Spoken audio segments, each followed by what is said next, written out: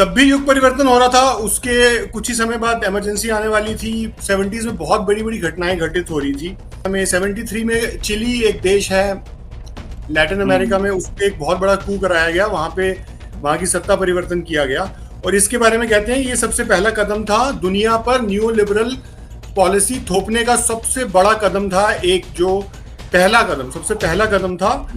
और जो क्राइम इतनी बड़े बड़े किए जा रहे हैं, वो क्रिमिनल आपकी आंखों के सामने घूम रहे हैं, उस पर कोई संज्ञान भी नहीं लिया जा रहा। एक एफआईआर दर्ज नहीं हो रही, कुछ नहीं हो रहा, और आप बातें कर रहे हो युग परिवर्तन की, लोगों को बेवकूफ बनाने का काम कर रहे हो।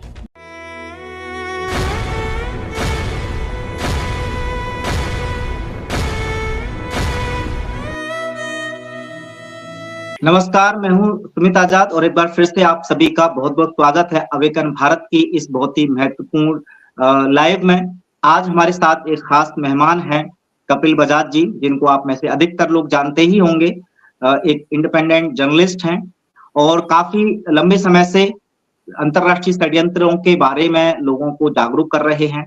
तो एक बार फिर से बहुत ही महत्वपूर्ण जानकारी पहुंचाने के लिए आप तक मैं लेकर के आया हूं कपिल बजाज जी को अवेकन भारत पर। तो बहुत बहुत स्वागत है कपिल जी एक बार फिर से आपका अवेकन भारत में। जी आपका भी बहुत धन्यवाद मुझे बुलाने के लिए।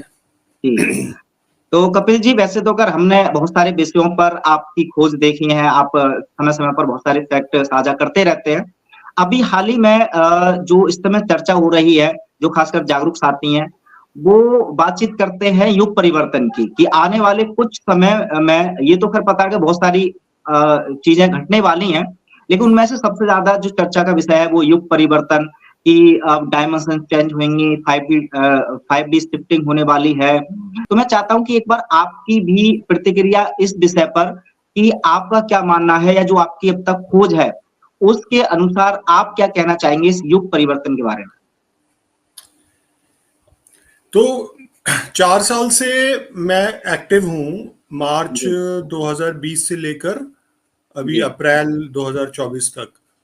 तो मैंने भी 4 साल में ये देखा है कि ऐसे बहुत सारे लोग हैं, क्योंकि मार्च 2020 में क्या हुआ कि पूरी दुनिया पर एक क्रिमिनल ऑपरेशन या एक टेररिस्ट ऑपरेशन इम्पोज किया गया, जो अभी तक जारी है। बिल्कुल। जो थ्रेट्स हैं, जो धमकियां या जो लोगों को डराने का काम है, दहशत गर्दी का काम है, दहशत फैलाने का, आतंक फैलाने का, वो अभी भी जारी है। और बल्कि ये कहा जा रहा है कि ये सब चीजें अब न्यू नॉर्मल है, ये होती रहेंगी, बार बार यही सब चीजें होंगी, और अब आप अपनी जीवन का इसको हिस्सा मान के चलो। लेकिन साथ ही साथ आप देख रहे हो कि कितने सारे लोग ऐसे हैं जो बातें कर रहे हैं कुछ सुपर नेचुरल चीजों की, ऐसी चीजें जो ना, ये जो सुपर नेचुरल चीजों की बातें कर रहे हैं, इन लोगों से पूछने की जरूरत है कि इनका आधार क्या है। अगर कोई युग परिवर्तन की बात करता है तो ऐसा कौन सा समय है जिसमें युग परिवर्तन नहीं हो रहा होता। यानी आप अपने जीवन का ही कोई समय ले लो, तो उसी को आप युग परिवर्तन कह सकते हो कि कौन सा वक्त है जब परिवर्तन नहीं हो रहा। यानी जब मैं पैदा हुआ था 1970s में, मिडल ऑफ 1970s में मैं पैदा हुआ, सितंबर 1974 में, तब भी युग परिवर्तन हो रहा था। उसके कुछ ही समय बाद इमरजेंसी आने वाली थी। 70s में बहुत बड़ी बड़ी घटनाएं घटित हो रही थी। 71 में इन्होंने एक ऑयल शॉक हुआ। उसके बाद अमेरिका की गवर्नमेंट ने जो अमेरिकन डॉलर है उसको गोल्ड के साथ डिस्कनेक्ट कर लिया। ये कहा कि अब गोल्ड के साथ इसका कोई संबंध नहीं है, अब ये फ्री एक करेंसी हमने बना दी है और इसको फिएट करेंसी है और एक फ्री करेंसी है, और इसकी कीमत जो होगी वो मार्केट तय करेगी। और ये आप जानते ही हैं कि पूरी दुनिया डॉलर पे व्यापार होता है। तो ये भी एक बहुत बड़ा, कि आज जो हम करेंसी की बात कर रहे हैं, तो वो एक घटना जो घटित हुई 71 में, वो भी एक उसका बहुत बड़ा वो था। तो आज के समय में कोई करेंसी जो है जिसकी कीमत किसी को नहीं पता।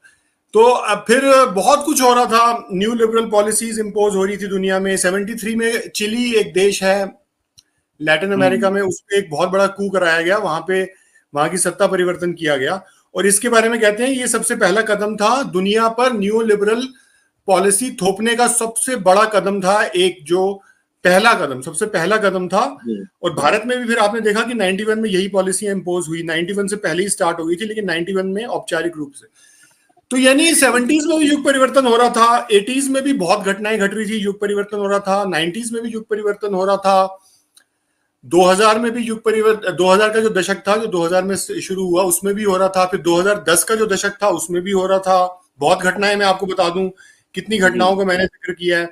अब 2000 के दशक में इन्होंने एक तरह से बहुत सीरियसली इंडिया पे भी कब्जा हुआ एक अमेरिकन डीप स्टेट का। 2006 में इन्होंने PHFI बनाई थी, पब्लिक हेल्थ फाउंडेशन, जिसके बारे में मैंने लिखा है, public health foundation of India वगैरह। ऐसे ही इन्होंने, मतलब 90s में आपने देखा कि 91 में इन्होंने, 92 में दुनिया के सारे देशों का एक समिट कराया गया यूनाइटेड नेशंस में, जिसको अर्थ समिट का नाम दिया गया, जो कि ब्राजील में हुआ, रियो डी जेनेरो में। इसको रियो समिट, अर्थ समिट कहते हैं। तो आप ये देखेंगे कि सभी समय जो आप देखें कि हर एक दशक में बड़ी बड़ी घटनाएं घटित हो रही हैं। और अब जैसे मैं बता रहा था आपको कि जिस स्थिति से अभी हम 2-4 हैं पिछले 4 साल में, उसकी बैकग्राउंड भी कितनी पुरानी है। भारत में क्या क्या घटनाएं घटित हुई उनको आप देखो तो आपकी समझ में आ जाएगा कि आज का जो वर्तमान समय है, ये इसमें जो परिस्थितियां, बहुत ही मुश्किल परिस्थितियां उत्पन्न हो गई हैं, ये क्यों हुई हैं। तो जिन घटनाओं की तरफ मैंने इशारा किया इन 4 साल में, अपने नैरेटिव में जिन बातों को मैंने बार बार बात की, वो तो मैं बता ही चुका हूं आपको। तो आप किसी भी समय को युग परिवर्तन कह सकते हो। तो फिर आज के समय में क्या बात है। अच्छा, दूसरी बात ये कि जो लोग युग परिवर्तन की बात करते हैं, उनसे एक बार पूछा जाए कि आप आज की जो स्थितियां बन रही हैं और जो एक विनाशकारी स्थितियां बन रही हैं, हम देख रहे हैं, और एक टोटल डिसऑर्डर का जो हालात हैं, इनकी एक्सप्लेनेशन आपके पास क्या है, क्या आप इसको एक्सप्लेन कर सकते हैं। तो उनके पास बैकग्राउंड की कोई इंफॉर्मेशन नहीं होगी, कोई रिसर्च नहीं होगी, कोई शोध नहीं होगा, कोई अनुसंधान नहीं होगा, लेकिन वो आपको बड़ी बड़ी बातें बताएंगे युग परिवर्तन की। और जब उनसे ये पूछा जाए सवाल कि आप अपने जीवन में कोई भी समय बता दो जब युग परिवर्तन नहीं हो रहा था, जब बड़ा परिवर्तन नहीं हो रहा था, तो आप मुझे बता दो, तो वो नहीं बता पाएंगे और ना ही वो एक्सप्लेन कर पाएंगे कि ऐसा कौन सा समय है जिसके अंदर बड़े बड़े परिवर्तन नहीं हो रहे थे। ठीक है। और उनको जानकारी भी नहीं होगी कि 80 के दशक में क्या हो रहा था, 70 के दशक में क्या हो रहा था, 60 के दशक में क्या हो रहा था, या अब जो आने वाले उसके बाद के दशक है 90 के दशक में क्या हुआ, इसकी उनको जानकारी भी नहीं होगी और शोध भी नहीं होगा, उनकी अपनी रिसर्च भी नहीं होगी, लेकिन बातें वो करेंगे बड़ी बड़ी युग परिवर्तन की। तो युग परिवर्तन वालों से ही पूछा जाए कि आप हमें बताओ कि इस समय में और पुराने समय में क्या इतना अंतर हुआ। दूसरी बात ये कि अगर आपको ये सारी बातें समझ में, अगर आपकी शोध है, यथार्थ पे आपकी नजर है, रियलिटी पे आपकी नजर है, और आपकी बात सारी, आपकी बुद्धि में ये बात समझ में आ रही है कि जो कुछ हो रहा है उसके पीछे के कारण क्या है, वो कारण आपकी आंखों के सामने हैं। जो चीजें, जो षड्यंत्र किए जा रहे हैं, जो क्रिमिनल ऑपरेशन किए जा रहे हैं, वो सारे आपकी आंखों के सामने हैं, और उसकी एक्सप्लेनेशन आपके सामने है कि वो क्यों हो रही है। अगर लोग मर रहे हैं तो क्यों मर रहे हैं, उसकी एक्सप्लेनेशन आपको पता है। ठीक है। अगर मौसम में आपको अवांछनीय परिवर्तन नजर आ रहे हैं तो आपको पता है कि ये कैसे परिवर्तन किए जा रहे हैं। उनके पीछे जो टेक्नोलॉजीज हैं वो आपकी आंखों के सामने, आप रिसर्च करोगे तो आपको मिल जाएंगी, आप अध्ययन करोगे तो आपको मिल जाएंगी, जो कि आप नहीं करते हो। अगर आप अध्ययन नहीं कर रहे, रिसर्च नहीं कर रहे, तो आपको कुछ नहीं पता चलना, पर आप करोगे तो आपको मिल जाएंगी। जो घटनाएं मार्च 2020 से आज तक घटित हुई हैं, उन सबकी एक्सप्लेनेशन आपके सामने है।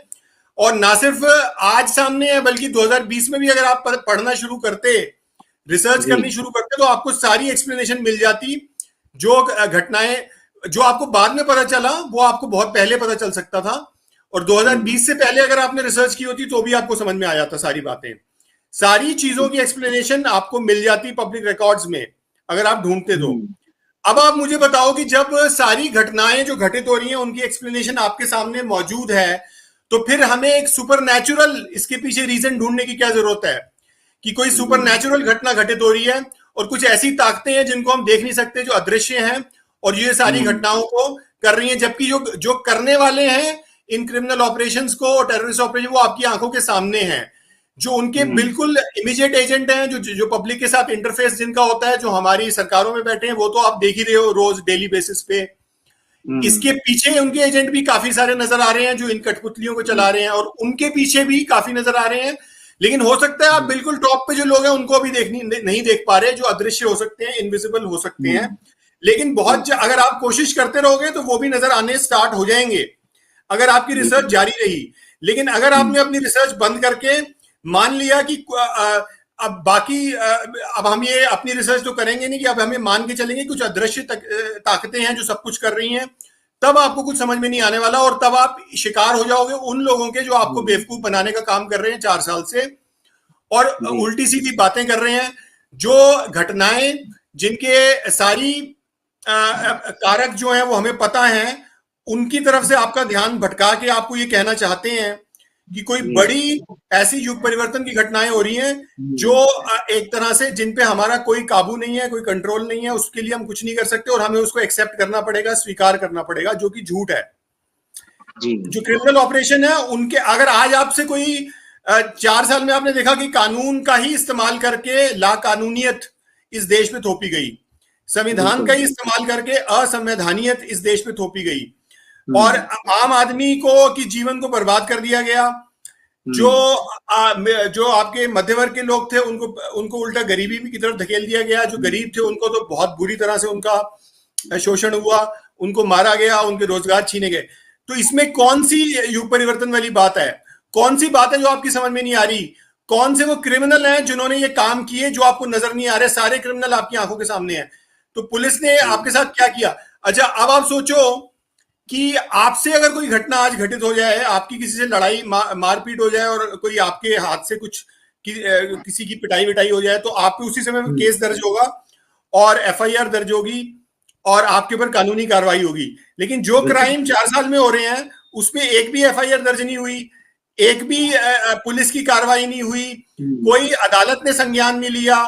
जो भारत की सबसे बड़ी अदालतें हैं, हाई कोर्ट और सुप्रीम कोर्ट, वो संज्ञान नहीं ले रहे, वो चुपचाप बैठे हैं, बल्कि वो उस सारे क्राइम को हवा देने का काम कर रहे हैं, उसको प्रोत्साहित कर रहे हैं, और कोई इसका संज्ञान नहीं ले रहा। आज 2024 में जब चुनाव हो रहे हैं तो इन सारी बातें होनी चाहिए थी। 4 साल में जो बड़े बड़े क्राइम्स हुए हैं इस देश में, वो पूरी दुनिया में वैश्विक षड्यंत्रों के तहत, वो क्रिमिनल ऑपरेशन के तहत, उसका आज जनता बात कर रही होती, लेकिन कोई बात नहीं कर रहा। इसका मतलब जो 4 साल में जो बातें हम आपको बता रहे थे और जो आपके साथ सारी घटनाएं इस देश में 140 जो भी यहाँ की जनसंख्या उनके साथ घटित हो रही थी, उनका आज कोई बात करने लायक नहीं, जबकि आज उसकी अकाउंटिंग होने का समय है। क्योंकि आप कहते हो कि इस देश में डेमोक्रेसी है, चुनाव के समय में इन चीजों की अकाउंटिंग होती है, और अगली जो सरकार चुनी जानी चाहिए वो इसी आधार पर चुनी जानी चाहिए कि जनता के साथ जो क्रिमिनल ऑपरेशन हुए हैं उनका हिसाब किताब होना की का समय है। लेकिन वो नहीं हो रहा। और एक आम आदमी ने कोई क्राइम नहीं किया, उसके खिलाफ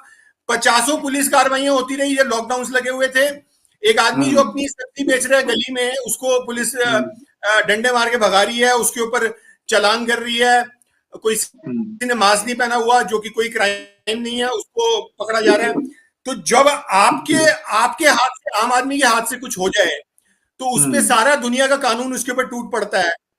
और जो क्राइम इतनी बड़े बड़े किए जा रहे हैं, वो क्रिमिनल आपकी आंखों के सामने घूम रहे हैं, उस पर कोई संज्ञान भी नहीं लिया जा रहा, एक एफआईआर दर्ज नहीं हो रही, कुछ नहीं हो रहा। और आप बातें कर रहे हो युग परिवर्तन की, लोगों को बेवकूफ बनाने का काम कर रहे हो।